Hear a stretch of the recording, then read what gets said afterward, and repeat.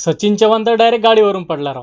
नमस्कार मित्रांनो, तुम्हाला तर माहितच आहे की आपण काल मामाच्या इथं मुक्काम होतो। तर आज आपल्याला रिटर्न घरी जायचं होतं, त्याच्यामुळे फटाफट तयारी करून घेतली आणि चहा पण घेऊन टाकला। मग गुड्या तिच्या आईला म्हणजेच आपल्या मामीला काम करू देत नव्हती, मग तिला गाडीवरून फिरून आणलं। मग गुड्या मस्तपैकी खेळायला लागली राव। आता आपला घरी रिटर्न जायचा टाइम झाला होता, मग काढली आपली स्प्लेंडर आणि गुड्याला बाय बोलून 150च्या स्पीडनं आम्ही आलो डायरेक्ट खडकी फाट्यावर। तर तिथं ऋषभ आपल्या मोठा मावस भाऊ सूरज दादाची वाट पाहत होता। मग तिथून आम्ही आलो डायरेक्ट खडकी, तर यांचे भांडण चालू होते राव।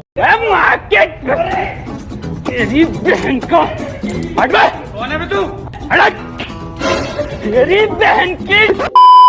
मग मी कपडे वगैरे चेंज केले आणि निघालो डायरेक्ट बुलढाणा, कारण आपल्याला आजीला सोडायला बुलढाणापर्यंत जायचं होतं। मग आम्ही आलो डायरेक्ट बुलढाणा बस स्टँडवर। तर आल्याबरोबर तर आपला पळसखेडचा मावस भाऊ गौरव भेटला राव, आणि त्याच्यासोबत त्याचा मित्र पण होता। त्यांना काम होतं, त्याच्यामुळे ते लगेच निघून गेले। 1-1.5 तास झाले राव बसची वाट पाहत आहे, तरी पण बस लागली नाही आणि त्याच्यामुळे गर्दी पण झाली होती। मग तिथून आम्ही आलो SBI बँकेजवळ। तिथून आजीला काळी पिढीमध्ये बसून दिलं आणि तिथून मी आलो चहा टपरीवर। तिथं मस्तपैकी गुळाचा चहा घेतला आणि चहा घेऊन झाल्यावर मी घरीच चाललो होतो, तर आपला ऍक्सिडेंट झाला राव। तर तो विषय असा होता की ब्रेक मध्ये आपली चप्पल फसली होती राव, त्याच्यामुळे आपण खाली पडलो होतो। काही जास्त तर लागलं नव्हतं, तरी पण दुखत होतं राव। मग सगळ्यात पहिले मी आलो गॅरेजवर, तर ते ब्रेक नीट करून घेतलं आणि गॅरेजवाल्यांना पैसे देऊन मी घरीच निघालो होतो, तर पाणी चालू झाला राव। मग मी डायरेक्ट पेट्रोल पंपावर येऊन थांबलो, पण तोपर्यंत मी पूर्ण वल्ला झालो होतो पाण्यामुळे। हे मोयगावचे दादा पण थांबले होते, जे आपल्या मावस भाऊ सोबत ट्रक चालवत असतात। आणि पाणी निघाल्यावर चला मग मित्रांनो, मी जातो आता घरी। तोपर्यंत तुम्ही फॉलो नसेल केलं तर फटाफट फॉलो करून घ्या। तर भेटूया समोरच्या व्हिडिओमध्ये।